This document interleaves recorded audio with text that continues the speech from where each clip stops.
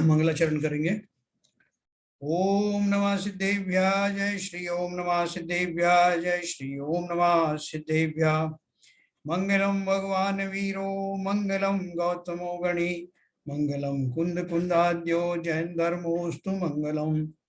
सर्वमंगल मांगल्यम सर्व कल्याण कारकम प्रधानम सर्वधर्माणां जैनम जयतो शासनम जैनम जयतु शासनम जैनम जयतु शासनम।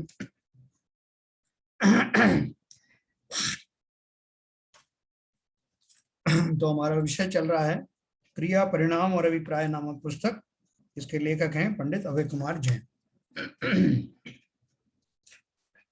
सम्यक चारित्र के लिए किए गए विपरीत प्रयत्नों के संदर्भ में, मतलब हम देखो चारित्र नाम से तो हम सब वाकिफ हैं और बहुत सारे जो लोग हैं वो जिन्हें धर्म की बहुत ज्यादा समझ तो नहीं है, लेकिन इतना वो समझते हैं कि जीवन में चारित्र की बड़ी महत्व है।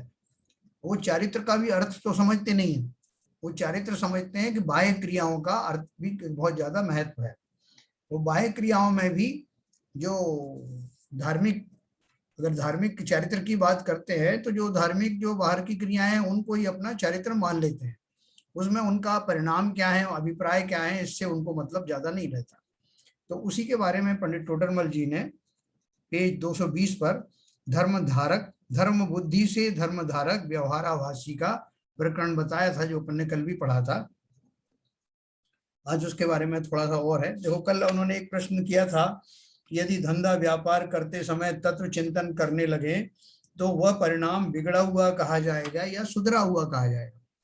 तो उसका उत्तर उन्होंने दिया था कि हानि या व्यापार में हानि लाभ के हिसाब से सोचा जाए तो वो बिगड़ा हुआ है, लेकिन अगर उसकी बजाय उसका जो है आत्महित में मन लग गया तो उस अपेक्षा से वो सुधरा हुआ है। इस तरह आपको जो है वो अपेक्षाएं लगा करके अपना जो है वो देखना पड़ेगा कि आपका ज्यादा लाभ हो रहा है कि नुकसान हो रहा है, ना लाभ और नुकसान किस दिशा में हो रहा है। तो उन्होंने कल बताया धर्म बुद्धि से धर्मधारक व्यवहाराभासी का प्रकरण प्रारंभ करने के पहले पंडित टोडरमल जी ने व्यवहाराभासी धर्मधारकों की सामान्य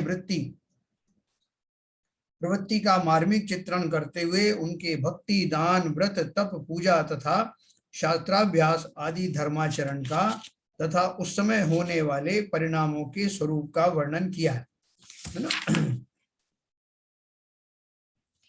इसमें अपन ने देखा प्रश्न 220 पर किया गया निम्न वर्णन बारंबार पठनीय है।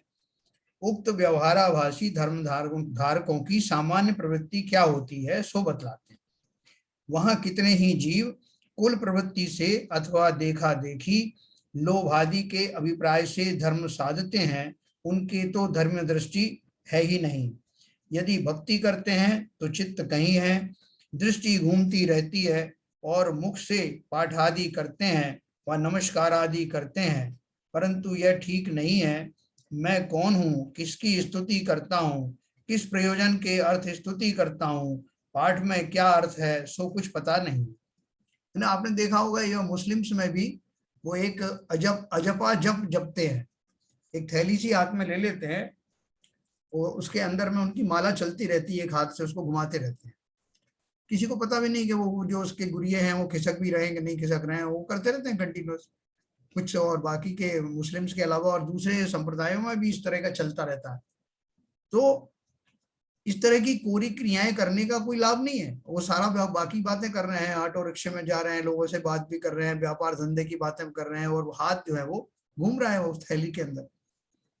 तो मोरर लेस हम सब जो है अगर इसी तरह की क्रियाओं में उलझे रहते हैं तो उसमें कहाँ चारित्र की साधना कहाँ हुई, धार्मिक जो वृत्ति है वो कहाँ आई।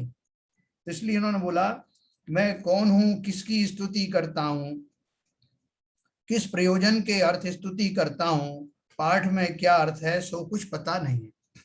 तथा कदाचित कुदेव आदि की भी सेवा करने में लग जाता है। वहां सुदेव गुरु शास्त्रादि व कुदेव कुगुरु शास्त्रादि की विशेष पहचान नहीं है। जिसने जो कह दिया उसी को मानने लग गए।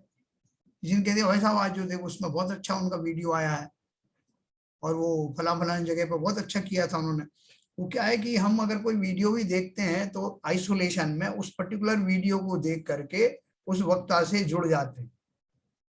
हो सकता है कि वो किसी कारण से किन्हीं परिस्थितियों में वो वीडियो बहुत अच्छा बन गया हो, लेकिन उसके पीछे जो मूल प्रवृत्ति है उसकी किस प्रकार का अभिप्राय है हमें नहीं मालूम। जब तक कि हम आगे पीछे ना जान लें, वक्ता के वास्तविक उसका स्वरूप को ना जान लें, तब तक हम भ्रमित हो सकते हैं, क्योंकि हमारी बुद्धि अभी कच्ची है, हमें कोई भी भ्रमित कर सकता है। इसलिए पहले तो जो प्रामाणिक ग्रंथ हैं और प्रामाणिक वक्ता हैं उनकी ही वाणी सुनना। बाद में जब आपको इतना विश्वास हो जाए कि मुझे कोई किसी तरह गुमराह नहीं कर सकता, तो आप कुछ भी पढ़िए। जो हमारे निर्भय सागर महाराज थे ना, या ज्ञान सागर महाराज जी, शायद बिल्कुल जी बता रहे थे कि उन्होंने आकर के बोला कि मैंने पूरी कुरान पढ़ी हुई है। तो किस बल पे उन्होंने ये कहा? क्योंकि पुस्तक पढ़ने मात्र से कोई बिगड़ नहीं जाता। अपने ऊपर इतना विश्वास है उनको कि वो मुझे कोई गुमराह नहीं कर सकता, इसलिए वो बिल्कुल निर्भीक होकर के कोई बाइबल पढ़ लेता है, कोई कुरान पढ़ता है, और खाली उन ये जांचने के लिए कि उनमें क्या विविधताएं हैं। अभी इसमें ही जो अपना मोक्ष मार्ग प्रकाशक में पंडित टोडरमल जी ने कितने 20 या 22 जो है विविध धर्मों के बारे में चर्चा की, उसमें मुस्लिम मत के बारे में की है, देन आपके जो श्वेतांबर मत के बारे में भी की है, और बहुत सारे जो है उन सब के बारे में की है उन्होंने। उसमें वो मूलतः पठनीय है। और उनका कहना देखो, उन्होंने एक जगह लिखा है उस ग्रंथ में कि अगर आपकी बुद्धि सुशीला है, यानी आपको विश्वास है कि वो भटकेगी नहीं, तो जिस तरह आपकी पत्नी या आपकी बेटी सुशीला हो तो उसको घर वाले कहीं भी जाने में रोक टोक नहीं करते, लेकिन अगर उसके ऊपर जरा भी संदेह होता है कि भटक सकती है तो उसके जाने पीने में बहुत सारे अंकुश लगा देते हैं। उसी तरह से अगर हमको अपनी बुद्धि की परिपक्वता पर विश्वास है तो आप बिंदास कोई भी पुस्तक पढ़ सकते हैं, क्योंकि आप गुमराह नहीं होंगे। और खासतौर से इस उम्र में कहाँ होने वाले।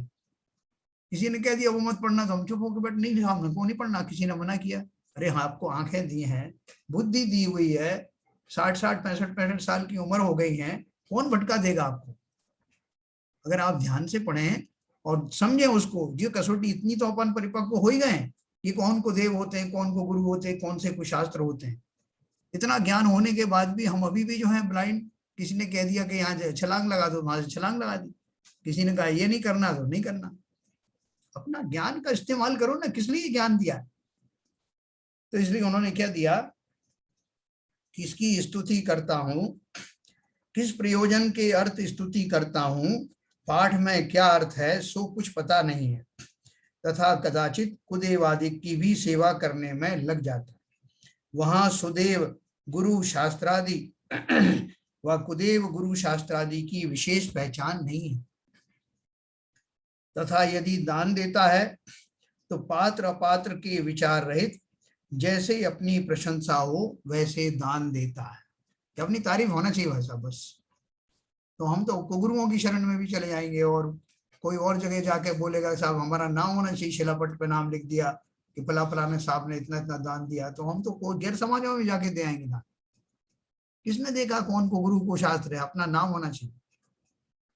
तथा यदि दान देता है तो पात्र अपात्र के विचार रहित जैसे अपनी प्रशंसा हो वैसे दान देता है। तप करता है तो भूखा रहकर मेहनतपना हो वह कार्य करता है, परिणामों की पहचान नहीं है ना। जैसे वो बाकी नेता लोग जो बैठ जाते हैं ना भूख हड़ताल पर, और इस पे उस तरह का अनशन करने लगता है। उसमें अपने भाव कैसे चल रहे हैं, क्या मेरे भाव कषाय से भरे हुए तो नहीं है? पत्नी से झगड़ा हो गया तो भूख हड़ताल कर दी, साहब मुझे भोजन करने नहीं, 2 दिन तक भोजन नहीं करूंगा, और इनके हाथ का तो करूंगा ही नहीं। और लोगों को समझ में आएगा बड़े तपस्वी है, आपने ऊपर से डिंडोरा पीट दिया। वैसा वैसा है कि अष्टानिका में मैंने 8 दिन का व्रत ले लिया, मैं नहीं करूंगा, भोजन नहीं करूंगा। और घर के लोगों से पूछा तो मालूम पड़ा कि पत्नी से लड़के बैठे हुए हैं कि 8 दिन तक मैं भोजन नहीं करूंगा। कषायों में लिए जाने वाले ये सारे नियम कुनियम में आते हैं, खोटे संकल्पों में आते हैं। इनसे लाभ की बजाय हानि ही होती है, क्योंकि वो कषायें और बलवती होती चली जाती हैं। बहुत ध्यान रखना। ये सब हम जो शब्द नियम संयम धर्म पालन करते हुए दिखाई दें, लेकिन हमारे भाव खोटे, दिखावे के लिए कर रहे हो, किसी को दुखी करने के लिए कर रहे हो, तो इनका कहाँ आपको पुण्य मिलेगा। व्रताधिक धारण करता हो तो वहां बाह्य क्रिया पर दृष्टि है, सो भी कोई सच्ची क्रिया करता है, कोई झूठी क्रिया करता है। और जो अंतरंग रागादि भाव पाए जाते हैं उनका विचार ही नहीं है। तथा बाह्य में भी रागादि के पोषण के साधन करता है, तथा पूजा प्रभाव नादि कार्य करता है। तो वहां जिस प्रकार लोक में बड़ाई हो व विषय कषाय का पोषण हो उस प्रकार का कार्य करता है, तथा बहुत हिंसादिक उत्पन्न करता है। देखो कई बार हमारी मजबूरियां भी होती हैं, अपन प्रैक्टिकल एस्पेक्ट भी देखते हैं। जैसे आपका वो जो विश्वकर्मा पूजा होती है, फैक्ट्रियों में होती है, ऑफिसेज में होती है, तो लोग उसमें जाते हैं सब, वहां विश्वकर्मा का फोटो रखा है और दीपक रखा है और सब जो प्रसाद चढ़ाते हैं, तो चाहे वो जैन अफसर हो चाहे अजैन अफसर हो, सब जाके माथा टेकते हैं। वहाँ भाव ये होता है कि भाई मैं ऑफिसर हूँ, सभी मेरे अंतर्गत आते हैं, तो मुझे तो वो उनको सबको खुश करना है। तो इस नियम से वहां जिस तरह की पूजन होती है वो भी उसमें शामिल होते हैं, है ना। बहुत सारी मजबूरियां लोगों को होती हैं, कह देना आसान है कि नहीं साहब वो नहीं ऐसा नहीं करना चाहिए, लेकिन वो मजबूरियों से भी हट करके जो जीव वास्तव में धर्म के मार्ग पर चल पड़े हैं उनको कोई मजबूरी नहीं होती। जब तक हम मार्ग पर पक्के नहीं चले हैं तब तक तो बहुत सारी मजबूरियां होती हैं। राजा वज्रकर्ण ने रामचंद्र जी को शीश नहीं झुकाया क्योंकि वो सम्यक दृष्टि थे और उनका सिर सिद्धेव शास्त्र गुरु के अतिरिक्त किसी को झुकता नहीं था। रामचंद्र जी ने खुद ही बोला कि मुझे बड़ा ताज्जुब हुआ कि जहां मेरा प्रभाव देख करके लोग अच्छे अच्छे मुझे नमस्कार करते हैं, वहां वज्रकर्ण ने मुझे नमस्कार नहीं किया। और वो उससे बड़े प्रभावित हुए रामचंद्र जी। राजा सिंगोदर ने उस पर अटैक किया तो रामचंद्र जी और लक्ष्मण जी ने उसको उससे बचाया और सिंगोदर को हरा के भगा दिया। तो जो लक्ष्मण जी अकेले थे वो उछल करके उसके हाथी पर चढ़ गए, वो सिंगोदर के अकेले ने उसको इतनी छलांग लगा करके उसे नीचे उतारा हाथी से, एक ही योद्धा ने, लक्ष्मण अकेले ने। और फिर वो जाकर के उन्होंने वो वज्रकर्ण को राज्य दिलवाया। और वो सम्यक दृष्टि जीव उसने अपने अंदर में पक्का ऐसा संकल्प कर लिया था कि कुछ जाए कुछ हो जाए, कुछ मिले या ना मिले, लेकिन मैं जिनेंद्र देव के अतिरिक्त किसी के सामने सर झुकाऊंगा नहीं। ऐसे बहुत सारे उदाहरण हैं। तो अगर हम वास्तव में जो है सिर्फ एक नाटक नहीं कर रहे हैं धर्म के मार्ग पर चढ़ने का, और हमारी वास्तविक वृत्तियां ऐसी हो गई हैं जहां मैं जिनेंद्र देव का स्वरूप समझ गया हूं और ऐसे वीतरागी देवशास्त्र गुरु को ही मैं नमस्कार करता हूं, तो फिर मेरे लिए कोई लज्जा की बात नहीं है कि लज्जा पूर्वक हो तो मुझे कहीं ना कहीं सर झुकाना पड़ेगा। बिल्कुल नहीं। वहां ना कोई लज्जा है ना कोई लोभ है, वहां तो सीधा स्पष्ट दिखता है कि जिनका स्वरूप वीतरागी हो मैं उन्हीं को नमस्कार करूंगा। मेरा सर कोई सड़ा हुआ नारियल थोड़ी है जो कहीं भी फूट जाएगा। ये सर झुकेगा तो वहीं झुकेगा जहां वीतरागता दिखाई देती। हम अगर अभी नहीं कर सकते, अपनी भूमिकाओं में हमारे कच्चापन है, तो भी कोई बात नहीं, लेकिन मन में संकल्प तो ये होना चाहिए कि कब वो दिन आएगा जब मैं सिवाय वीतरागी के किसी के आगे झुकूंगा नहीं। तब वो जीव कहीं भटकेगा नहीं, उसको पक्का मालूम है कि मेरा मेरा जो मनन है, वास्तविक मेरा जो अभिवादन है वो किसके लिए है। तो देखो उन्होंने लिखा है, वो व्यवहारावासियों की बात हो रही है। व्रताधिक धारण करता है तो वहां बाह्य क्रिया पर दृष्टि है, सो भी कोई सच्ची क्रिया करता है कोई झूठी करता है। और जो अंतरंग रागादि भाव पाए जाते हैं उनका विचार ही नहीं है, तथा बाह्य में भी रागादि के पोषण के साधन करता है ना। लोग जाने कि साहब ये कितनी बड़ी चीज है, बाहरी दिखावे के लिए राग पूर्वक ही व्रत आदि का आचरण करता है। तो क्या हुआ, एक तो व्रत वास्तव में व्रत हुए नहीं और मायाचारी का दोष साथ में लगा। किसको छल रहे हो, स्वयं को छल रहे हो।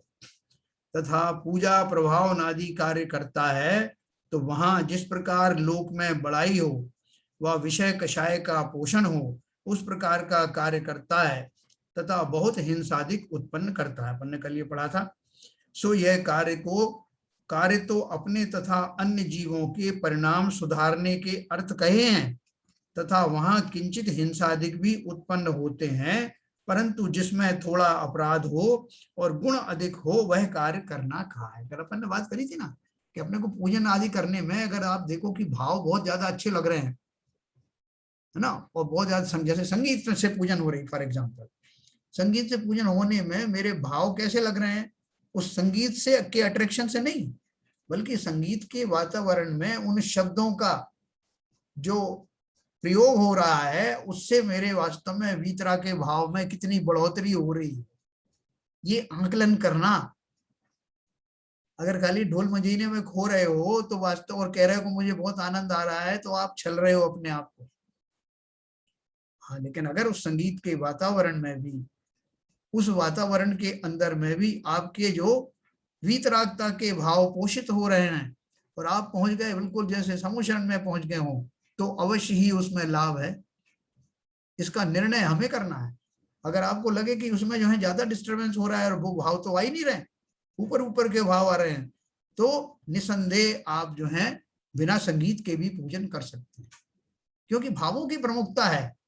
मेरे परिणाम कैसे हो रहे हैं उनकी बात करना, तो ये सभी लोगों पर लागू होता है। अगर आपको समझ में आ रहा है संगीत के साथ साथ आपके भाव परिणाम बहुत अच्छे बन रहे हैं वीतराग, तो ठीक है, लेकिन नहीं बन रहे हैं तो कोई कंपल्शन नहीं है कि आप संगीत में ही बैठ करके करें पूजन, आप अलग से भी कर सकते है ना, जैसे भावन है अपने। ये मैंने आपको बताया कि धर्म बहुत पर्सनल चीज है, आप जो करोगे आप उसका फायदा आपको होगा। कोई दुनिया कहती रहे नहीं नहीं भाई साहब मुझे तो बहुत अच्छा लगता है, और आप भी संगीत में से उठ के कहाँ जा रहे हो, और आप यहीं बैठो, आप इतने लाखों लोग बैठे हुए हैं उन सबका भला हो रहा है, आप अपना खुद का देखना मेरी मन स्थिति क्या है। हाँ, अगर मेरा मन यहाँ लग रहा है वास्तव में उस अनुरूप ही लग रहा है जैसा लगना चाहिए, तो अवश्य बैठिए। नहीं तो आप मंदिरों में कितनी सारी वेदियां होती हैं, हमारे यहाँ तो अभी मंदिर है ही छोटा सा विद्यालय है, लेकिन आप दूसरी जगह देखो कि 10-10 30 जो है वेदियां होती हैं, जहां आपको लगे कि आपके वीतराग भावों की पुष्टि हो रही है, वो आनंद आपको अंदर से आ रहा है, वहीं बैठ जाना। कोई कंपल्शन नहीं है, और सबके जीवों के लिए अलग अलग भाव होते हैं, किसी को वहां आनंद आता है, किसी को यहाँ आनंद आता है। तो क्या बताया उन्होंने, जो भी आप क्रियाएं करें उन क्रियाओं में हिंसा कम हो और शुभ भाव ज्यादा हो, ऐसी व्यवस्थाएं करना। उल्टा ना हो कि हिंसा तो बहुत है और पुण्य जरा सा बंधा। सो यह कार्य तो अपने तथा अन्य जीवों के परिणाम सुधारने के अर्थ कहे हैं तथा वहां किंचित हिंसादिक भी उत्पन्न होते हैं, परंतु जिसमें थोड़ा अपराध हो और गुण अधिक हो वह कार्य करना कहा है। सो परिणामों की पहचान नहीं है, और यहाँ अपराध कितना लगता है, गुण कितना होता है, ऐसे नफा टोटे का ज्ञान नहीं है, वह विधि अविधि का ज्ञान नहीं। अपन ने कल जैसे बहुत सारी बात अपन ने अभिषेक के बारे में भी करी, धर्म उसके शांति धारा के बारे में भी कही, कि उसमें आपको देखो कि आप जो कुछ क्रियाएं कर रहे हैं, क्रिया के माध्यम से जो हिंसा हो रही है वो कितनी हो रही है और भाव कितने सुधर रहे हैं, उन दोनों का अनुमान लगाना। अपन व्यापारी लोग है ना, तो व्यापार में किसमें ज्यादा लाभ है और कौन सी चीजें में हानि कम है, उस तरह का विवेक रखना। तथा अपन को तो क्या बोलते हैं, बनिए, अपन बनिए है ना, तो बनिए का अर्थ क्या है कि बनिए बिगड़िए मत, है ना। तो अपन तो संबंध यही देख रहे हैं कि किसमें मेरे भाव जो हैं बन रहे हैं, किसमें मेरे बिगड़ रहे हैं। तथा शास्त्राभ्यास करता है तो वहां पद्धति रूप प्रवर्तता है, यदि बाँचता है तो औरों को सुना देता है, यदि पढ़ता है तो आप पढ़ जाता है, सुनता है तो जो कहते हैं वह सुन लेता है, परंतु जो शास्त्राभ्यास का प्रयोजन है उसे आप अंतरंग में नहीं अवधारण करता, इत्यादि धर्म कार्यों के मर्म को नहीं पहचाना। अपन शास्त्र पढ़ रहे हैं, सुन रहे हैं, तो किस लिए पढ़ रहे हैं? मुझे विश्वास है कि कम से कम जितने जीव यहाँ जुड़े हैं, और भी सब जगह और भी अच्छे हो सकते हैं, श्रेष्ठ हो सकते हैं, वो सब इस मंशा से नहीं पढ़ रहे हैं कि मुझे जो है किसी को बताना है कि मैं शास्त्र में सभा में रोज बैठता हूँ, क्योंकि ऐसा जीव भी वो कंटिन्यू नहीं कर सकता। जिनकी वास्तव में रुचि है, जो इस भाव से यहाँ नहीं बैठे कि मुझे लोगों को बताना है कि मैं इतना बड़ा जो इसके स्वाध्यायी हूँ, वही वास्तव में इस मर्म को समझने के लिए ये अमूल्य समय निकालते हैं।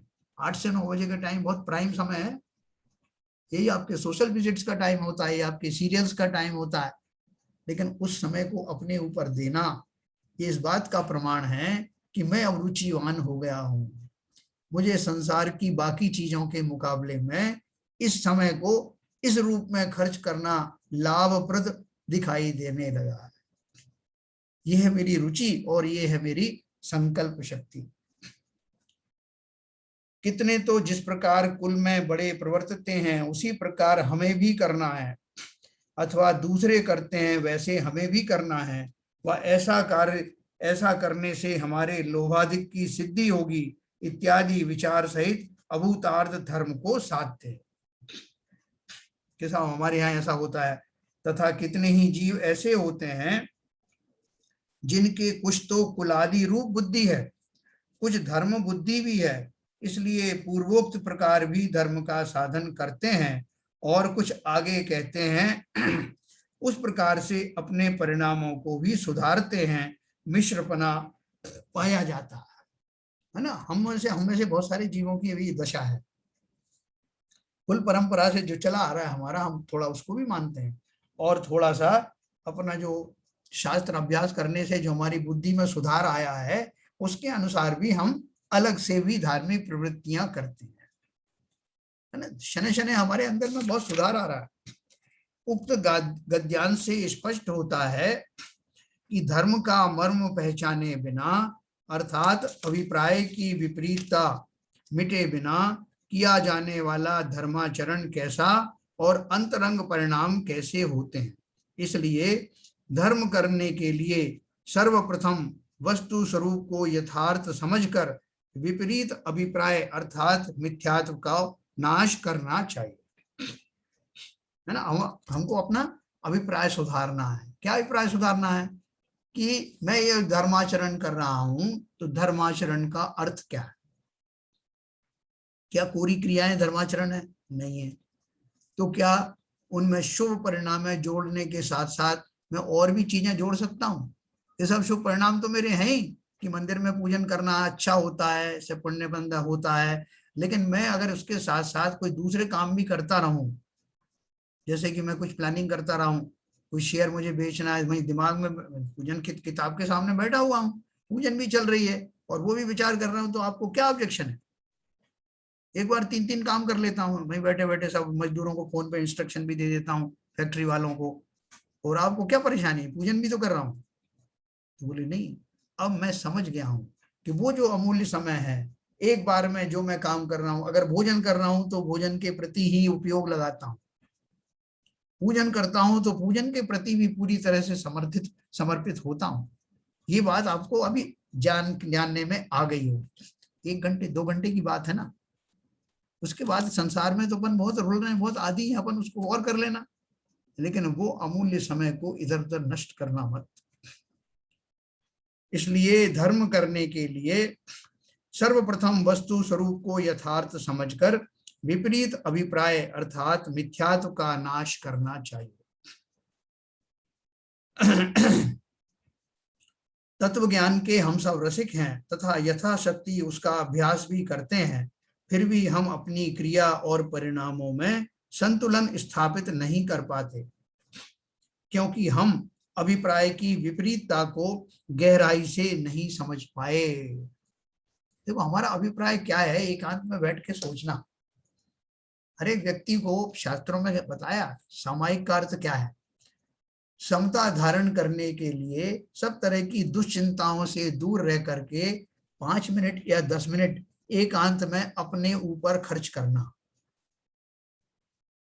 है ना। सभी परिवार के सदस्यों से अलग हट करके एक कमरे के एक कोने में बैठ जाना, रोज 5 या 10 मिनट, और चिंतन करना कि मैं वास्तव में अभी तक मेरे परिणामों में क्या भरा पड़ा, मैं संसार से क्या अपेक्षाएं करता हूं, क्या चाहता क्या हूं, ऐसा क्या चाहता हूं जो मुझे आज तक नहीं मिला या आज तक किसी भी पर्याय में नहीं मिला। ऐसा कुछ है क्या? साहब हम देव नहीं बने, हम पहले मुनि नहीं बने, या हमने संसार के सब भोगों को नहीं चखा। एक भी आपको ऐसी चीज नहीं मिलेगी जिसका भोग आपने अनंत बार ना किया हो। तो एक ही मार्ग बचता है और मंतव्य सभी जीवों का एक ही है कि मैं दुख मेरे अंदर से दूर हो जाए और सुख का वर्ण करूं।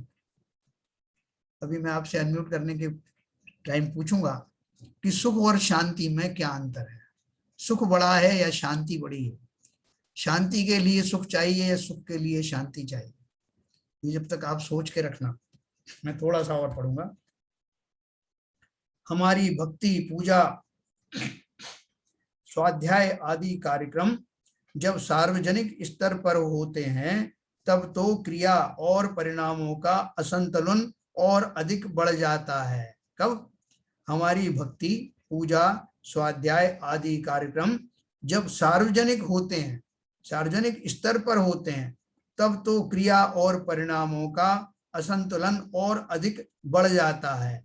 हम इतना भी विवेक नहीं रख पाते कि भगवान के सामने कौन सी भक्ति बोलना चाहिए और कौन सी नहीं। देखो ध्यान से सुनना, वास्तव में जिन प्रतिमा के समक्ष उनका गुणानुवाद ही होना चाहिए।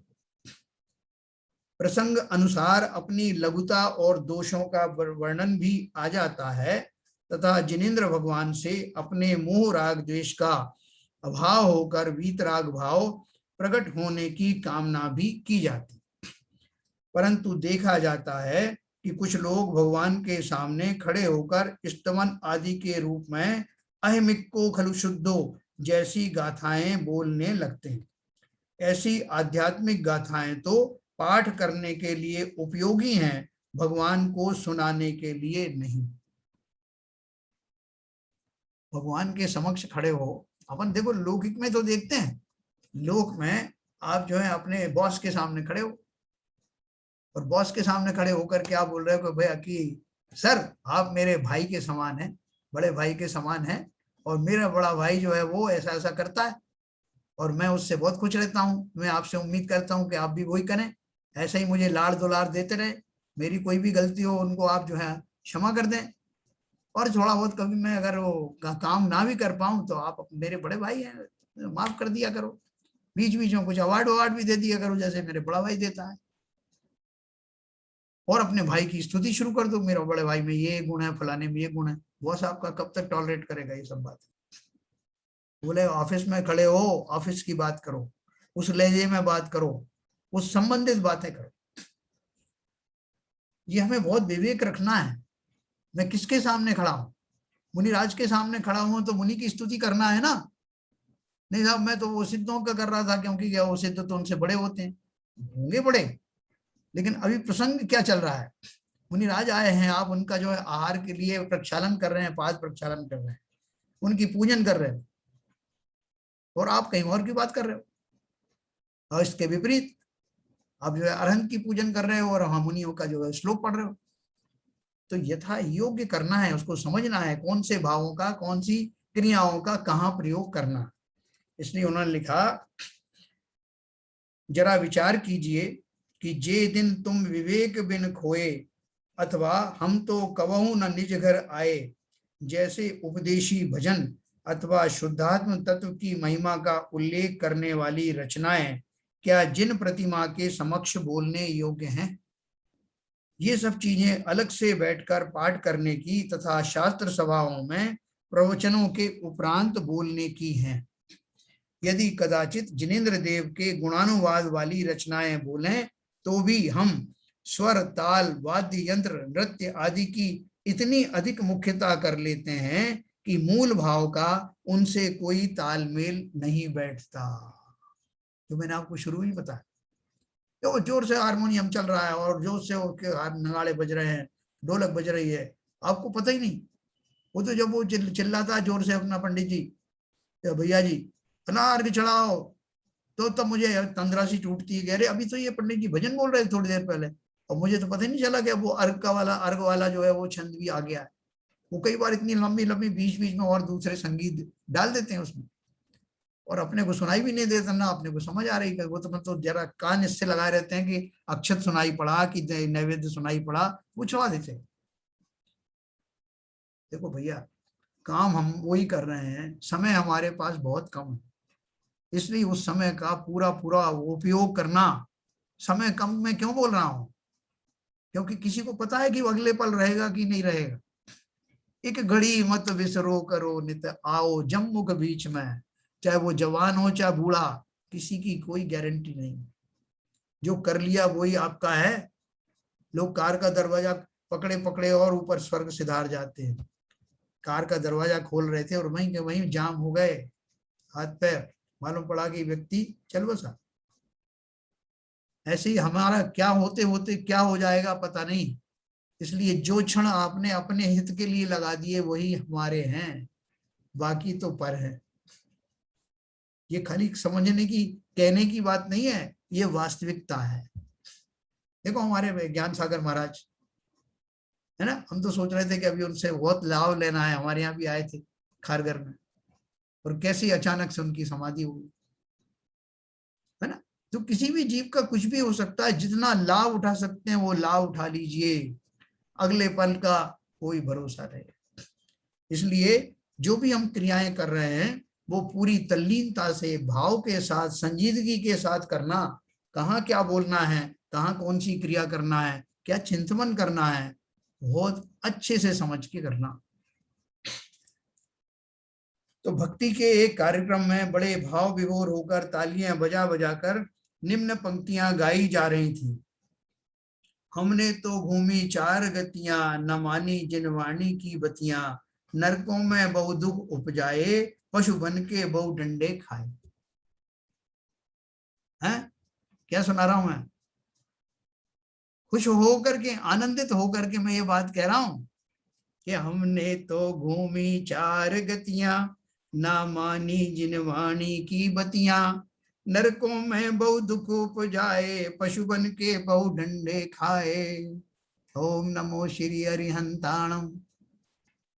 क्या कह रहा हूं मैं अपने उन भावों को सराह रहा हूं क्या? जहां जहां मैं गया हूं खुश होकर बोल रहा हूं मैंने तो भाई साहब बहुत डंडे खाए हैं, आगे भी खाता रहूंगा जय जय नाथ परम गुरु को। क्या कह रहे हो? इसी तरह से वो आदिनाथ भगवान की वो जो आती है जयमाला में, मारी दीन तने सुनो बीनती, है ना, उसमें वो आता है, नहीं चालो प्रभु गिर पड़ो, पापी देशों टन की मार हो, मारी दीन तनी सुन बीनती। ये करुणा पूर्वक कहा जा रहा है कि मैंने क्या क्या दुख सहे। और वहां को कैसा गाएगा? प्रभु नहीं चालो गिर पड़ो, पापी दे सोटन की मार हो। दूसरा कह रहा वाह प्रभु क्या बात सोटन की थी मार। क्या बोल रहे हो, किस भाव से बोल रहे हो? वहां आनंदित होने की जरूरत है या दुखी होने की जरूरत है या समता में रहने की जरूरत है? जिनवाणी में तो क्या क्या चीजें दी हुई हैं उसके अनुसार तो भाव करो। समझ ही नहीं रहे हो कि वहां हंसना है कि रोना है कि क्या करना। पापी देश को ढंग की मार, वाह प्रभु। तो देखो ऐसे हम करते हैं, अनजाने में ही करते हैं, हमें नहीं पता कि हमें हंसना है कि रोना है कि चुप रहना है। इस गीत के साथ तीव्र गति से तबला ढोलक आदि बाह्य यंत्र बज रहे थे और एक युवक उसी लय पर कमर हिला हिला कर नाच रहा था। आपने देखे होंगे ऐसे दृश्य, ये कोई अतिशयोक्ति नहीं है, ये एक्चुअल में होते हैं।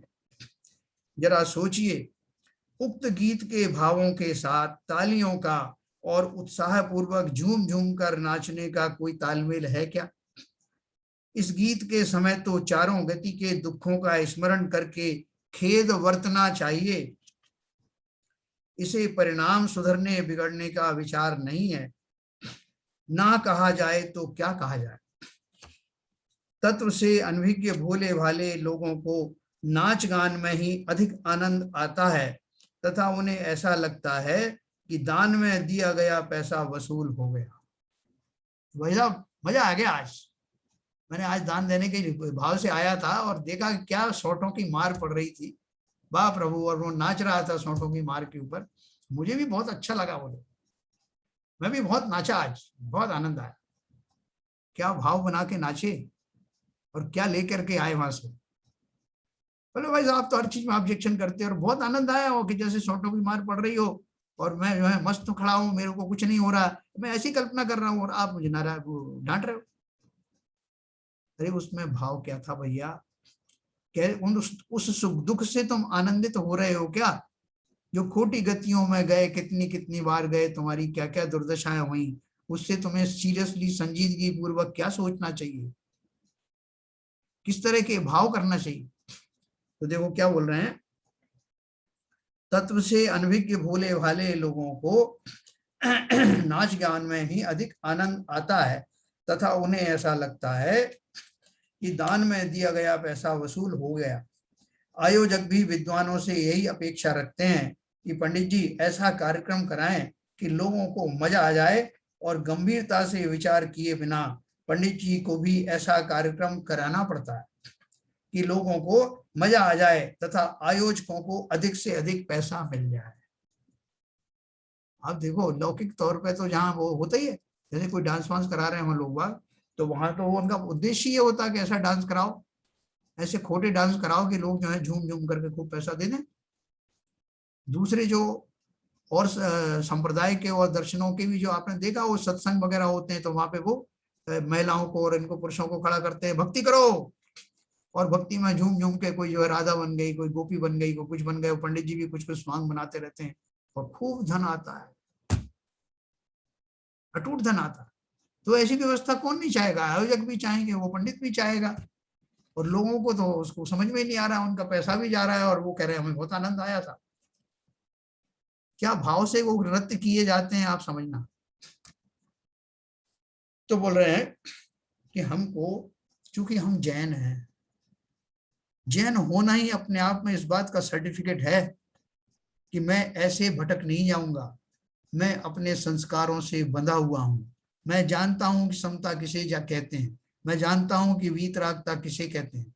मैं यहाँ मंदिर में वीतरागता का मैं वृद्धि करने आया हूं, उसको कम करने या राग आदि में घुसने के लिए नहीं आया हूं। बहुत सतर्क रहना, और यहाँ अगर ऐसी क्रियाएं हो रही हों तो उनका अपोज करना, अपोज करने में के लिए भी सामर्थ्य होना चाहिए। तो मधुर कंठ के धनी और स्वर ताल के रसिक लोगों के परिणाम तो बहुत जल्दी मूल भाव से विचलित हो जाते हैं।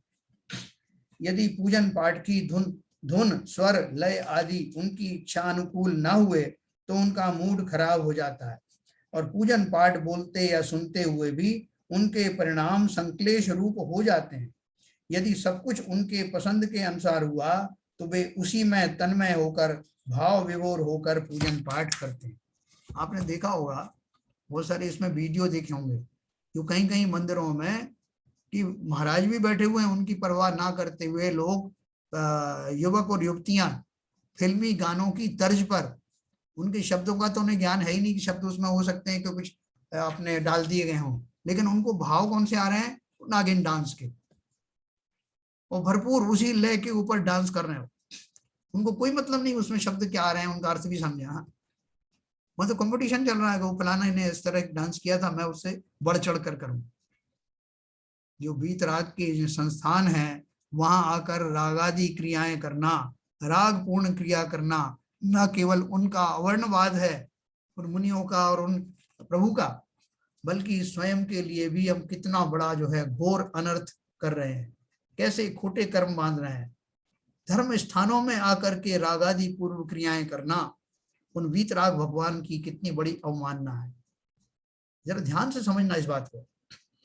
फिर प्रश्न पूछा किसी ने, यदि ऐसा है तो लय ताल स्वर धुन आदि सब बढ़िया होनी ही चाहिए, नहीं तो पूजन पाठ में भाव ही नहीं लगेंगे। किसी प्रश्न पूछा, उत्तर दिया, अरे भाई जरा गंभीरता से तो सोचो कि भाव किसमें लगे, पूजन में बोले जा रहे छंदों के अर्थ में या मधुर कंठ और संगीत में। यही तो हमें विवेक की आवश्यकता है। हम तन्मय होते हैं गीत संगीत में, कर्णेंद्री के विषय में, और यह मानकर संतुष्ट होते हैं कि पूजन में बहुत आनंद आया, है ना। हमें पता ही नहीं चलता, हम स्वयं ही चले जा रहे हैं स्वयं के द्वारा। क्या यह विषयानंदी रौद्र ध्यान नहीं है? रौद्र ध्यान होते हैं ना कितने, हिंसानंदी जो वृषानंदी और बहुत सारे होते हैं ना, तो ये उस प्रकार के रौद्र ध्यान में ही आता है। इन खोटी क्रियाओं से आनंदित होने वाला रौद्र ध्यान कहलाता है। बहुत से अविवेकी लोग ऐसे प्रसंगों में यह भी बोलने लगते हैं कि बोलो बोलो आज के आनंद की। कौन सा आनंद भैया? बोलो आज के रागादि वाले आनंद की। बोले साहब आज तो बहुत मजा आया इस राग में, इस रास राग में बहुत आनंद आया। तो रोज कम आ रहा था क्या? नहीं, रोज तो साहब बाहर भी आ रहा था, आज तो मंदिर में भी आया। सोच के देखना, वे यह भी नहीं विचारते कि यह आनंद कौन सा है, वह जय करने लायक है या पराजय करने लायक है। मेरी हार हो गई आज, मैं इतने बड़े धर्म स्थान में आया था। वो संस्कृत में एक वो है ना कहावत, अन्य क्षेत्रों कृतो पापम धर्म क्षेत्रे विनाशंति, धर्म क्षेत्रे कृतो पापम वज्र लेपो भवंती। यानी दूसरे क्षेत्रों में किए गए पाप तो धर्म क्षेत्र में आकर के समाप्त होने की संभावना है, लेकिन धर्म क्षेत्र में ही अगर कोई पाप करने लगे तो वो वज्रलेप के समान हो करके हमें भव भव में सताते हैं। ये बहुत प्रसिद्ध जो है वो सूत्र है। तो फिर उन्होंने एक प्रश्न किया, लास्ट प्रश्न में आपको कुछ सुनाऊंगा। यदि ऐसा है तो पूजन में गीत संगीत का प्रयोग बिल्कुल नहीं करें क्या? उत्तर दिया, जब हम व्यक्तिगत स्तर पर नित्य पूजन करते हैं तब तो स्वर ताल गीत संगीत की आवश्यकता ही नहीं। उस समय तो हमारी आवाज भी इतनी मंद होनी चाहिए कि दर्शन पूजन करने वाले अन्य साधर्मियों को भी विघ्न ना हो। देखो हमारे जो 4-5 पुजारी हैं, बाबूजी हैं, मामा जी हैं, ये चाहे तो बहुत जोर जोर से पूजन कर सकते हैं, बड़ा ध्यान रखते हैं कि उसमें गर्भगृह में कितने लोग बैठे हुए हैं। 2 बहनें वहां बैठी रहती पूजन करती, बाहर भी लोग बैठे रहते हैं। जब से उनके संज्ञान में आया कि हमारे इनसे किसी दूसरों को, अनजानों को विघ्न ना हो, तो उन्होंने अपनी वाणी को इतना हल्का बना लिया कि बस आप गर्भगृह में ही बस वेदी के आसपास ही सुन सकते हैं, जब तक जरूरत ना हो। अगर उन्हें सब सामूहिक पूजन करनी तो बात अलग है। ये समझ कहाँ से आई? शास्त्राभ्यास के द्वारा सुन करके, समझ करके उनको भी समझ में आया कि इस पूजन का आनंद ना केवल मुझे लेना है बल्कि दूसरों के आनंद में बाधा भी नहीं बनना। ऐसे हम लोगों में सब में ये चेंजेस आ रहे हैं। यदि पूजन विधान का कार्यक्रम सामूहिक रूप में हो रहा हो तो उनका वाचन छंद के अनुरूप तथा स्वर ताल सहित होना चाहिए, क्योंकि यदि बेसुरा और बेताल अर्थात अव्यवस्थित वाचन होगा तो बहुत अशोभनीय लगेगा और लोगों का मन ही नहीं लगेगा, तो वे विकथा करने लगेंगे। किंतु इसके लिए गान विद्या में गंधर्वों जैसी कुशलता की आवश्यकता भी नहीं तथा वाद्य यंत्रों का प्रयोग भी आवश्यक नहीं है। गाने के लिए हमारी सामान्य बुद्धि और बजाने के लिए हाथों की तालियां ही पर्याप्त हैं। यदि प्रकृति ने हमें अच्छी आवाज नहीं दी तो हमें मंद आवाज में दूसरों के साथ मिलकर गाना चाहिए। माइक पर गाने का लोभ बिल्कुल नहीं करना चाहिए। तो इसके बारे में और भी थोड़ा डिटेल है, वो अपन कल पढ़ेंगे। मैं भी आपको अनम्यूट करता हूँ।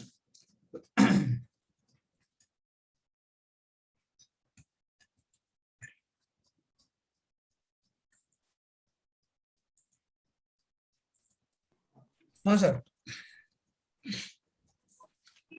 साहब, इसमें जो वास्तविक स्थिति का जो जितना विस्तृत रूप से विवेचन किया है, ये तो हमारी आंखें खोलने के बहुत आंखें खुली। इससे बहुत चीजें सामने आई जिनको हम अनायास ही कभी सोचने का भी प्रयास नहीं करते कि इनके हमारे भावों पर, क्रियाओं पर क्या असर पड़ता है। तो सबको ऐसा लगता है क्या ये कि ये कोई अतिशयोक्ति कही है? हम लोग तो ऐसा नहीं करते। नहीं, ये अतिशयोक्ति नहीं, सही है, बिल्कुल आप जो कह रहे हैं सही है। आज के टाइम में अभी पूजन के अंदर और क्या होता है आजकल, सिवाय नाच गाने के क्या फिल्मी धुन में ज्यादा सुनाई देती है। नहीं, इसमें साहब कोई अतिशयोक्ति नहीं है। ये तो वास्तविकता का पूरा एक मतलब, आपने जैसे मिरर के सामने जो आपका अपना प्रतिबिंब दिखता है, वो प्रतिबिंब इस पुस्तक के भावन से हमको प्रदर्शित हुआ है।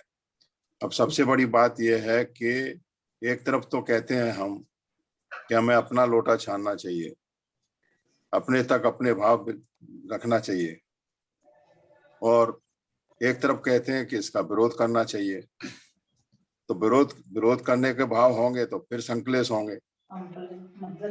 तो ये बड़ी ही सामंजस्य स्थिति है, और जब तक इस बात को खुल के इसका विवेचन नहीं किया जाएगा प्रतिकूलता के साथ, तब तक इनमें सामाजिक रूप से या संगठित रूप से इसमें सुधार आना बहुत मुश्किल है। तो ये जो विकट स्थिति है उससे कैसे निपटा जाए, ये मेरा प्रश्न था। अच्छा प्रश्न है आपका, ये बताएंगे अपने आरपी जैन साहब, बताएंगे क्या करें कि जो है तो खुद ही ऐसा है। मैं एक बात कहना चाहता बिफोर आई कैन, ये सीवी जैन साहब ने जो बात कही है बड़ा कंट्रोवर्सी चीज है कि एक व्यक्तिगत रूप से मैं अपनी पूजा अर्चना करूं या एक सामूहिक रूप से, जी बड़ा विकट सवाल है। लेकिन मैं कल एक प्रोग्राम अटेंड कर रहा था, जिनवाणी चैनल पे आ रहा था, एक मुनिराज आए हुए थे, तो वो भजन क्या गा रहे थे मैं आपको सुनाता हूँ। बहारो फूल बरसाओ मेरे भगवान आए हैं, बड़े मुनिराज आए हैं। तो इनकी शुरुआत जो है वो बहारो फूल बरसाओ शब्द बिल्कुल बड़े धुन से गाए गए थे। तो मैं आपको बस उसी में एक बात को जोड़ रहा था। तो जहां तक सीवी जैन साहब ने जो कहा है ना, लेकिन उसमें दोनों ही पक्ष हैं सर। आप कहीं ना कहीं तो तंद्रा भंग होती है मेरी, जब ग्रुप में एक साथ होता है तो कहीं ना कहीं तो मेरे को अजीब सा लगता है कि आई डोंट नो, जैसे कह रहे हैं आप, कर्णेंद्रिय का विषय बन जाती है वो चीज बस। हाँ, तो उसमें ज्यादा लाभ है कि कम लाभ है, ये बताओ। बिल्कुल लाभ नहीं, लाभ तो है ही नहीं सर, लाभ तो है ही नहीं। लाभ सिर्फ इतना है, आप जोड़ रहे हैं दुनिया को, समाज को अपने साथ जोड़ के ले चल रहे हैं बस, इसके अलावा और कोई लाभ नहीं है। देखिए वहां पर होता तो विषयानंदी रौद्र ध्यान ही है। हाँ, जो आपने शास्त्रीय भाषा में बोला, जो आरपी जैन साहब कह रहे हैं कि लाभ नहीं है, तो उसका जो रिजल्ट है, परिणाम है, वो तो विषयानंदी रौद्र ध्यान ही बने, बंद तो वही हुए। तो प्रश्न उठते हैं कि सामूहिक पूजा का आप हिस्सा बने या न बने, वो तो एक अपने व्यक्तिगत सोच की बात है। मगर एक जो बात जो बहुत बड़ी कही आरपी जैन साहब ने, कि ये समाज को जोड़ने का ही एक प्रश्न है, उसी प्रश्न को, उसी संदर्भ में ये सब क्रियाएं चलती हैं। नहीं तो अगर नहीं होगा तो साहब समाज टूट जाएगा, कौन आएगा मंदिर में दर्शन करने, कौन मंदिर की व्यवस्था करेगा। ये एक सामाजिक दायित्व भी होता है आयोजकों के ऊपर। तो ये बड़ी कॉम्प्लेक्स सिचुएशन है। सामूहिक पूजन करने के लिए कोई मना नहीं कर रहा है, उस पूजन का स्वरूप कैसा होगा, वो स्वरूप कैसा होना चाहिए। सामूहिक पूजन की कोई मना नहीं कर रहा। हाँ। सामूहिक पूजन करते करते वो सामूहिक पूजन क्या रूप ले लेती है, हाँ। और किस दिशा में हम चले जाते हैं, और जब तक वो उस दिशा में ये इंतजाम न किए जाएं तो लोग वहां पर सामूहिक तो से जुड़ते भी नहीं है। आज की परिस्थिति ये है। परेशानी तब आती है जब आपकी लय में मेरे को गाना हो, मेरी लय में आपको गाना हो, तो मेरा ध्यान तो उसी लय में चला गया। यस, तो भूल गया। क्या प्रमिला जी बताओ जरा, और लोगों को पूछते हैं। प्रमिला जी कैसा, आपका क्या कहना है इस बारे में? प्रमिला है उधर? हाँ हाँ अंकल जी। हाँ, आपको कैसा लगता है इन दोनों में क्या फर्क है? मतलब सामूहिक पूजन में इस तरह के व्यवधान आते हैं क्या, नहीं आते? अंकल जी डिपेंड करता है, फिल्मी धुन वगैरह पे यदि नहीं होता है ना, तो आप में ध्यान हमारा फिर भावों पे और उस पे जाता है। फिल्मी धुन पे नहीं होना चाहिए, मतलब जो होता है। तो आनंद कैसे आएगा? फिल्मी धुन पे नहीं हमारे भाव, यदि हमें भगवान में आनंद लेना तो आनंद तो आएगा। ऐसा नहीं है कि वही होगा तभी आनंद आएगा। सर मैं भी थोड़ा बोलना चाहूँगा। हाँ, बोलिए। सर ये डिपेंड करता है कि आप किस भूमिका में हैं। मेरे हिसाब से जितने भी हम सब लोग यहाँ पे बैठे हुए हैं, हमने भी उसको उस चीज़ों को कभी ना कभी एंजॉय किया। जब हम छोटे थे, जब हमें इतना मतलब स्वाध्याय का नॉलेज नहीं था, लेकिन हमने वो किया, इसलिए आज यहाँ पे बैठे हैं। तो अवस्था पे डिपेंड करता है, उसको हार्ड रूल बनाने से शायद धर्म का और पतन होगा, मुझे ऐसा लगता है, क्योंकि कहीं ना कहीं आप बेसिक से शुरुआत करते हो। हमारी नई जनरेशन जुड़ेगी उन चीजों से, और कहीं ना कहीं जाके वो इस अवस्था तक पहुंचेगी जहाँ पे हम पहुंचने का प्रयास कर रहे हैं। हम में से कुछ लोग 70 वर्ष के भी हैं, कुछ 60 के हैं, कुछ 40-50 के हैं, लेकिन कहीं ना कहीं हम सब ने भी वो सब किया है, तभी आज हम इस अवस्था पे भी पहुंचे हैं कि इसको समझ पा रहे हैं, इस वास्तविक रूप को समझ पा रहे हैं। तो इसलिए उसको बहुत ज्यादा हार्ड लाइन नहीं करना चाहिए, नई जनरेशन को भी मौका देना चाहिए ताकि वो लोग को भी रास्ता मिले और इस अवस्था तक पहुंचे। अच्छा, सही स्वरूप तो यही है, दैट इज ट्रू, लेकिन अगर रास्ता वो है तो इट शुड बी ओके। क्या रास्ता है, मतलब आप ये पूरा टॉपिक जो अपन ने पढ़ा उसके बारे में आपने पूरी समझ आई क्या लोगों को, अपन क्या कहना चाहते हैं? नहीं, वो तो सर समझ में आ रही है, वो तो हाँ। समझ में आ रही है, लेकिन अगर मान लिया हम कल से, सपोज आज समझने के बाद हम कल से हार्ड लाइन कर दें मंदिर में के साथ, बिल्कुल ढोलक नहीं बजेगी, बिल्कुल नृत्य नहीं होगा, अगर हम बिल्कुल कर दें तो नई जनरेशन को जोड़ने में थोड़ी सी परेशानी हो सकती है। लेकिन हाँ, मैं इतना जरूर मानता हूँ कि जो लिखा है, जो हमने समझा, वो बिल्कुल सही है, लेकिन वो अवस्था के ऊपर, वो मतलब लेवल के ऊपर डिपेंड करता है। कहीं ना कहीं से तो शुरुआत करनी पड़ेगी, और वो शुरुआत के मतलब लेवल हो सकते हैं सभी के। देखो, मैं आपको समझाता हूँ इसका, आपने जो टॉपिक छेड़ा है, इसका पीछे रहस्य क्या है। जितने भी आयोजक हों या उसमें पार्टिसिपेशन करने वाले हों, वो सब हैं, सब जैन लोग हैं, है ना, कोई गैर जैन नहीं आता वहां पर। और हम सब जो हैं कहीं ना कहीं किसी ना किसी रूप में कोई ना कोई कमजोरी से ग्रसित होते हैं। तो ये सबके लिए एक सामूहिक उद्बोधन है कि हमारी धार्मिक क्रियाएं ऐसी हों जिनमें हमें धार्मिकता का, वीतरागता का भरपूर लाभ मिले। ये सबके लिए एक सामूहिक अपील है। ये कोई भागों में बांटा हुआ नहीं है कि आयोजकों के लिए सुविधा रहे तो अच्छा रहेगा, दूसरों के लिए अच्छा रहेगा। हमारे आयोजक भी सब हम में साधक ही हैं, आयोजक भी साधक हैं, वो भैया जी आदि भी साधक हैं, हम सब भी साधक हैं। ये सबके लिए एक साधारण अपील की गई है, कॉमन, कि हम जो भी करें उनमें वीतरागता के भावों का पोषण किस किस तरह से हो सकता है, उसका विशेष ध्यान रखें। मनाही किसी की नहीं की है, ना पूजन पाठ में तो संगीत की मनाही की गई है, ना ही सामूहिक पूजन की मनाही की गई है, ना ये कहा गया है कि आप एकांत में चले जाके पूजन करिए। क्या कहा गया है कि सभी स्तर के जो जीव हैं जिनके माध्यम से ये पूजा आदि होती हैं, सब अपना अपना पार्टिसिपेशन होता है, वो सब अपने अपने मन में, अभिप्राय में ये चेष्टाएं करें कि इन पूजन के माध्यम से वास्तविक भक्ति हो, जैसे भी हो, जैसे भी संभव हो, अपने अपने हिसाब से सब सोच करके, निर्धारित करके वैसी व्यवस्थाएं करें। सिर्फ इतना सही बात है, जी जी ने तो कहा वो सही है।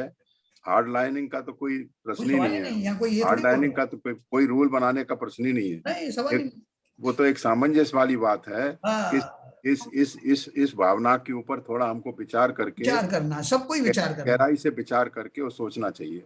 क्योंकि हम जिस उद्देश्य से मंदिर में जाते हैं, अगर उस उद्देश्य का पोषण नहीं हो और उससे उल्टे हमारे पाप कर्म के बंद हों, तो अगर नहीं जाएंगे तो उतने पाप कर्म के बंद तो नहीं होंगे कम से कम। नहीं, सभी की साथ में ये अपील है कि हम सब जैन हैं, चाहे कोई आयोजक हो चाहे कोई हो, तो हम सबको उन व्यवस्थाओं के साथ साथ, लोगों को जोड़ने के साथ साथ, हमारे सर्वोपरि एक जो चीज है वो ये है कि उन क्षणों में जब मैं सामूहिक पूजन आदि करता हूँ, तो उनमें मेरी वीतरागता का मुझे और अधिक लाभ कैसे मिले, ये अपने को उसकी व्यवस्था में डालना है।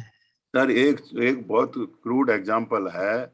एक परिवार है, परिवार के सबसे एक बुजुर्ग मुखिया हैं जो पुश्तैनी परिवार को चला रहे हैं, व्यवसाय कर रहे हैं, और अपने परिवार के छोटे बच्चों को, जिनके 3-3, 4-4 जनरेशन सामने आके आज व्यापार कर रही हैं, तो वो मुखिया कहता है कि भाई मेरे परिवार का ये सिद्धांत है कि व्यवसायों में हमको जैन धर्म का पालन करना है, ईमानदारी से कमाना है।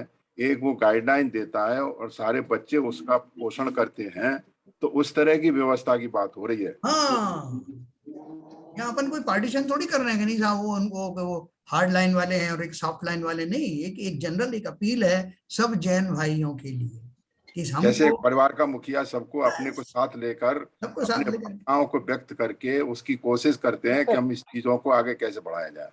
सर मेरा कहना ये था कि जैसे कि जो 10 साल का या 15 साल के बच्चे हैं आज के टाइम में, अगर हम उनको इस लेवल की बात बताएंगे जो हम आज डिस्कस कर रहे हैं, तो कहीं ना कहीं वो समझ में आना बहुत मुश्किल है। दैट्स माय, अगर मान लिया मैंने भजन ना गाया होते, मैंने नृत्य ना किया होता जब मैं छोटा था, तो शायद मैं आज यहाँ ना बैठा होता। मेरा मतलब मुझे कि अगर मैं उसी टाइम पे कहीं और भटक जाता तो शायद आज हम यहाँ पे तक ना पहुंचते। तो अगर मुझे ऐसा लगता है कि हमारे बच्चे भी बोलते हैं कि साहब बहुत टफ है, बहुत जैन धर्म बहुत कठिन है और वीतरागता बहुत ज्यादा है, बिल्कुल भी आनंद नहीं है, तो उस आनंद के माध्यम से वो कहीं ना कहीं थोड़ा बहुत जुड़े रहते हैं और आगे जाके उनको भी समझ में आएगा कि नहीं, there are more final lines. देखो ऐसा है विपुल एक जी, जैन साहब, मैं भी यहाँ पे थोड़ा सा बोलना चाहती हूँ।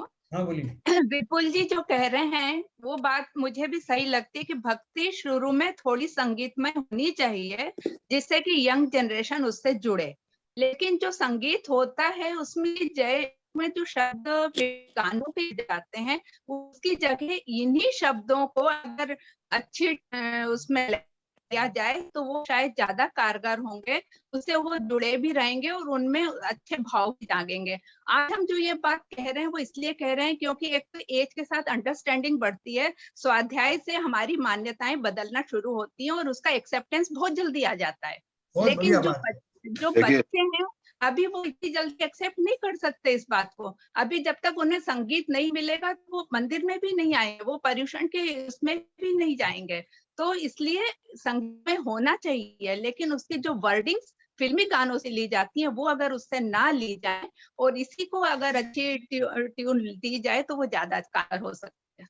जैन साहब, मैं एक चीज और कहना चाहूंगा। देखिए, वास्तविक स्थिति में आज अपने बच्चों की जो पाठशाला चल रही है और आज पाठशाला के जितने बच्चे हैं वो इतना समझते हैं, वो इतना उनका ज्ञान हो गया है, मेरा ख्याल है हम लोगों से भी ज्यादा है। जो बच्चे तत्व सूत्र का पूरा कंठस्थ ध्यान है, उनको पूरा ज्ञान है। अगर बच्चों को, हमारी जनरेशन में हमारा तो दुर्भाग्य ये था कि हमें वो साधन नहीं मिले, हमें वो पढ़ने के चांस नहीं मिले, हमें जैन धर्म की शिक्षा नहीं मिली। आज हमारे बच्चों को यहाँ पर खारघर इतना भाग्यशाली है कि हमारे बच्चों को वो मिल रहा है और उन बच्चों से अगर पूछा जाए तो वो भी इस चीज से नकारेंगे नहीं, वो भी यही कहेंगे धर्म का पोषण हो। तो ये बात सही है, हमारी जो स्थिति थी कुछ साल पहले और आज बनी है वो कटु सत्य है। विपुल जी ने बिल्कुल सही कहा, वो तो इसमें दोनों में बैलेंस बना के चलना पड़ेगा। जैसा नीरजा जी ने कहा, संगीत की मनाही नहीं है, संगीत के साथ में जो धुन ली जाती हैं जिनसे हमारा रागादि दोष विचारों का पोषण होता है वो बंद होना चाहिए, केवल ये बात है। तो शिवजन साहब एक बात, एक जैन साहब एक बार मैं बोलता हूँ थोड़ा सा। मैं ये कहना चाह रहा था कि ये हम स्वाध्याय कर रहे हैं, ये अपने लिए कर रहे हैं और ये विवेक अपने को आना है, हमको दूसरे की बात ही नहीं करनी। आप सही मरुन समझे, जो ये अपन जो कर रहे हैं ये कोई क्रियाओं के लिए, व्यवस्थाओं के लिए नहीं कर रहे हैं। हमने अगर अपने लिए स्वाध्याय किया और हम सुधर गए तो हम अपनी आने वाली पीढ़ियों के लिए ऐसी व्यवस्थाएं करेंगे जिनमें विवेक पूर्वक इस तरह की व्यवस्था की जाए कि न केवल वो संगीत आदि भी सुने बल्कि उसके अंदर में वीतरागता कैसे बढ़े इसकी व्यवस्था करने के योग्य बुद्धि हम सबको स्वाध्याय के द्वारा होने लगी है। उसमें कोई मना नहीं कर रहा है, ये मेरे ख्याल से गलत डायरेक्शन में चली गई बात। अभी शैलन जी ने जो बात कही वो सही है। और थोड़ा और बोलिए आप कुछ शैलन जी। अंकल जी हाँ, तो मैं यही कह रहा था, क्योंकि क्या होता है कि जैसे जो बात अभी चल रही है कि जैसे उन्होंने भी बोली, विपुल जी ने भी बोली, नीरजा जी ने भी बोली, तो हम उसका विरोध नहीं है। और बहुत सी जगह ये भजन अच्छा है, ये भजन के बोल अच्छे हैं, वो भजन के बोल है, उसमें मतलब वाद विवाद हो सकता है। अब हम उसमें जाना ही नहीं है। हमको, यदि आपको ऐसा कोई भजन है जो आपको अच्छा लगता है और आपकी तन्मयता करती है तो आप गाइए उसको। लेकिन उसमें एक ही प्रॉब्लम होती है कि यदि मंदिर छोटा है, उसमें बहुत जोर जोर से बात हो रही है, बहुत जोर जोर से भजन हो रहे हैं, दूसरा कोई उसमें बैठ के करना चाहे तो उसको थोड़ी तकलीफ होती है। वो ध्यान में रखना चाहिए। केवल विवेकशीलता की बात है इसमें। और ये सब धर्म निज का धर्म है, अपने अपने धर्म के हिसाब से करो। जिसको सामूहिक पूजा में अच्छा लगता है खड़े होकर वेदी पे करो, जिसको लगता है कॉर्नर में बैठ के अच्छे से कर सकता है उसमें करो, कोई दिक्कत नहीं। प्रमिला जी वो कुछ बोल रही थी। प्रमिला। हाँ अंकल जी, ये जो बात चल रही है उस पे कि देखो आज का समय ऐसा है कि प्रवचन में तो लोग कम इंटरेस्ट लेंगे, लेकिन सांस्कृतिक प्रोग्राम रहेंगे उसमें भीड़ ज्यादा इकट्ठी होती है, या विधान वगैरह है तो एक सामूहिक रूप से बहुत सारे लोग इकट्ठे होंगे, सिंगल करेंगे तो कम। तो जो अभी मैं तत्वार सूत्र का क्लास करती हूँ ना, वो एंड चल रहा, वो शास्त्री जी करवाते, उनने एक बात बोली कि वो भी इसके खिलाफ थे, सामूहिक पूजन है, विधान में घंटों लगाना, उसमें क्या मिलता है।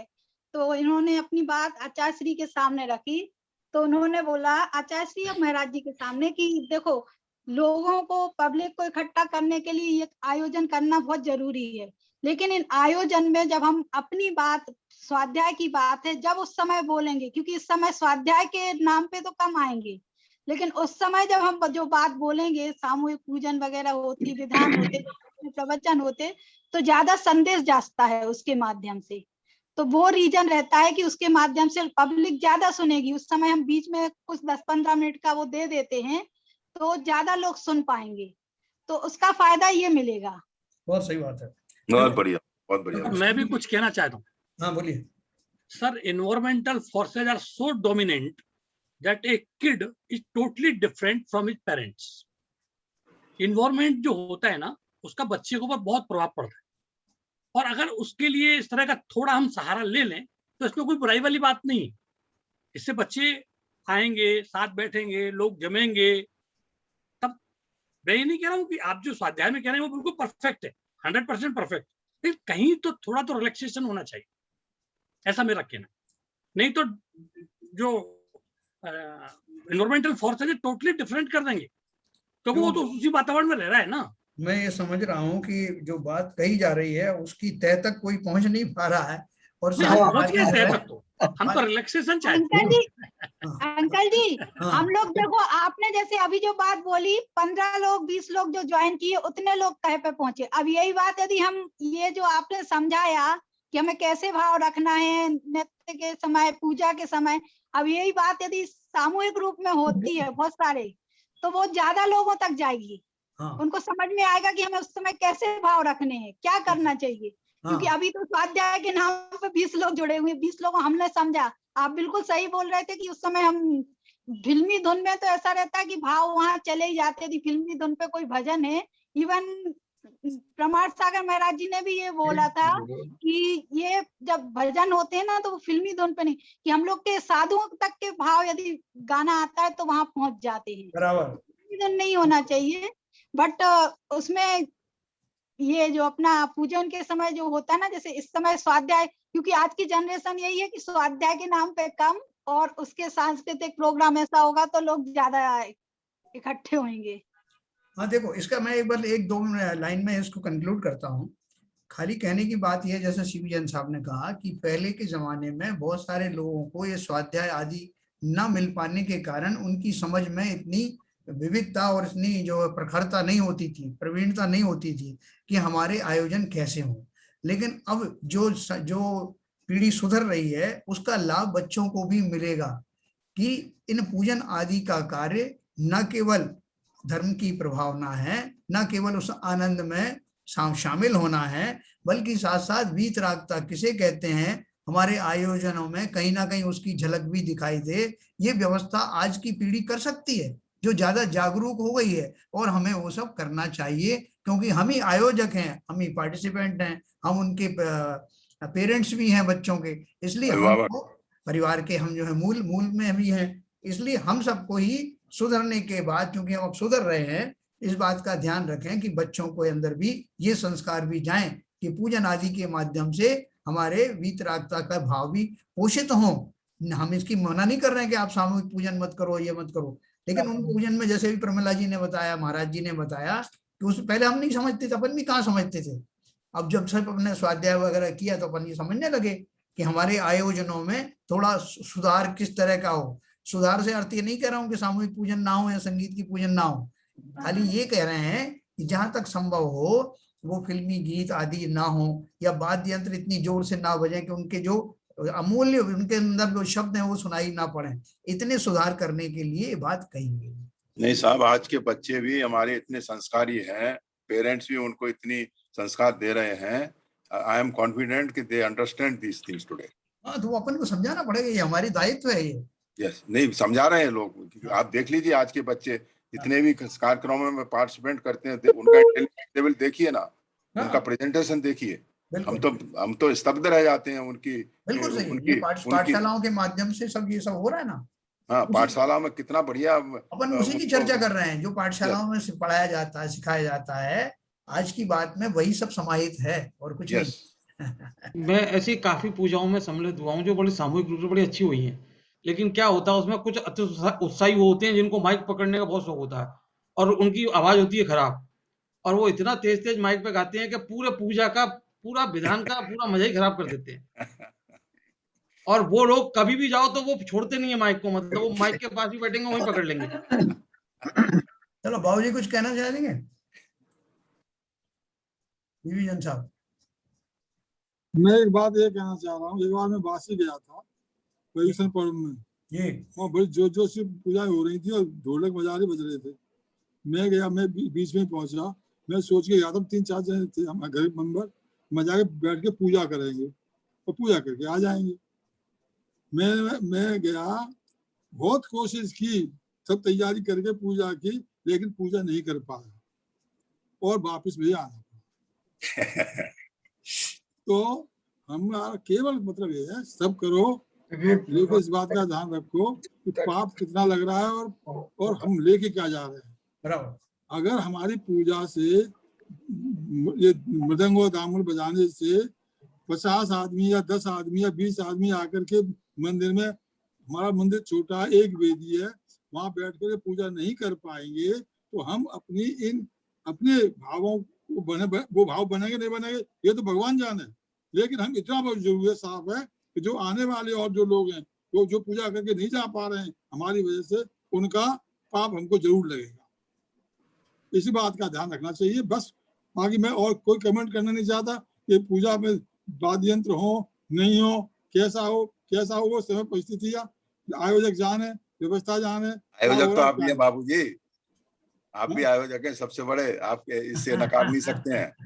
इन्होंने बहुत सुधार करवाए हैं, ऐसी बात नहीं। हाँ, बहुत सुधार कराए भी हैं। आप तो इसके पीछे उसके मुख्य कहना चाहिए रोल अदा करते रहे हैं, ऐसी बात नहीं है। बस इसके अलावा एक प्रश्न मुझे पूछना था, अगर समय हो तो 1-2 मिनट का है। हाँ बोलिए। मैं ये कह रहा था कि जैसे पानी ज्यादा यूज करने से जलकाय के जीवों की वो कम यूज करने से रक्षा होती है, कुछ होता। अब मेरा एक प्रश्न ये है, मैं सोच रहा था, बहुत चिंतन किया इस पर। अब मान लीजिए हम गए, हम पूल में जा रहे हैं, पूल में, तालाब में, नदी में, या वहां पे नहाने गए, हमने 1 लोटा पानी डाल करके पहले डाल लिया, उसके बाद हम 2 घंटे पूल में पड़े रहे, उसके बाद में लौट के आए, फिर 1 लोटा पानी डाल अपने घर पे आ गए। तो इसके अंदर जलकाय जीवों की हानि कितनी हो रही है, कितना पाप लग रहा है, कितना हम उसमें दोषी हैं, इसके विषय में थोड़ा स्पष्ट कर दीजिए। ये तो बहुत सिंपल बात है बाबूजी, आप भी सब जानते हैं, सभी लोग जानते हैं। नहीं, मैं रियल नहीं जानता, मैं बहुत देर से विचार कर रहा था, मुझे समझ में नहीं आया। इसमें जलकाय की जीव से हमारे एक आदमी तालाब में पड़ा रहा 1 घंटे 2 घंटे, या वो नहाता रहा, दुनिया भर के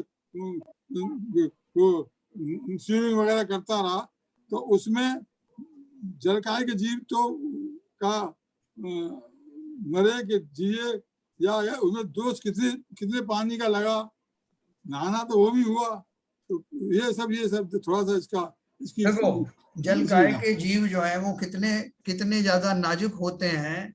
आपने बताया था कि उसके लिए जो सीपी जन साहब से आपने एक बाल्टी मंगवाई जिसमें वो कुंडा लगाया गया उल्टा, जिससे कि जब वो कुएं के पानी के तल को स्पर्श करे तो वो जो जीव हैं बाकी के जो कुएं में हैं वो सब मर ना जाए। ये उल्टा करके उसको हल्का सा नीचे उतारते हैं।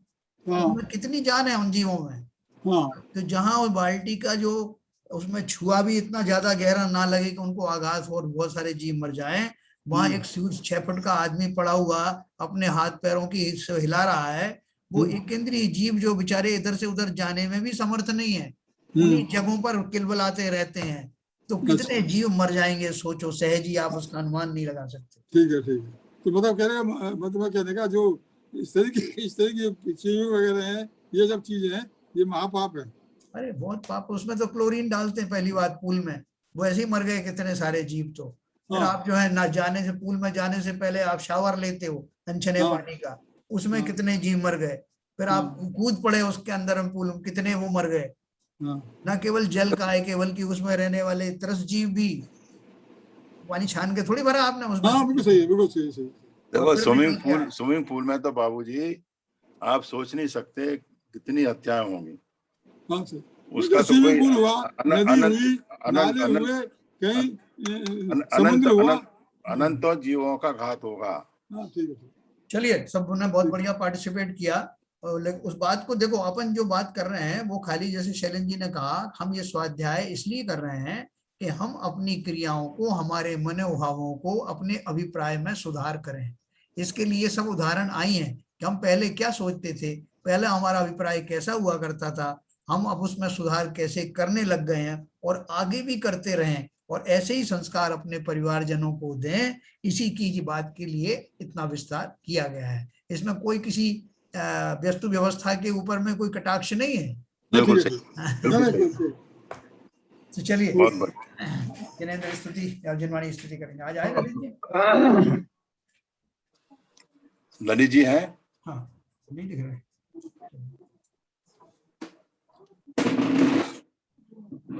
क्या तुम नाश वे को ज्ञान के प्रकाश वे को आपा परुभाष वे भानुसी बखानी है। इच्छाओ द्रव्य जान वे को बंध विधि भान वे स्वपरूपिछान वे को परम प्रमाणी है। अनुभव बताए वे को जीव के जताए वे काहू न सताए वे को भव्य और आनी है। जहाँ ताह तार वे को पार के उतार वे को सुख विस्तार वे को यही जिनवानी है। हे जिनवानी भारती तो ही जपू दिन रैन जो तेरी शरणा गए सो पावे सुख चैन। या वाणी के ज्ञान ते सूझे लोकालोक सो वाणी मस्तक धरूं सदा दे तू धो। जिनवाणी माता की जय। नमस्कार।